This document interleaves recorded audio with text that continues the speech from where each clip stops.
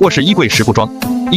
衣柜不装这种带轨道的推拉门，推拉很费力气，还容易夹手，并且本就不深的柜体底下轨道积灰真的很难擦，轨道就占了10公分。关键是底部这种窄槽塑胶滑轮真的是很容易就脱轨了，每次都要手动归位，而且还经常关不严实，进灰尘事小，就怕成为小强的玩耍天地了，所以果断放弃推拉门，还能节省10公分的空间，而是做这种一门到顶的柜门，开关方便不占空间，实用颜值高。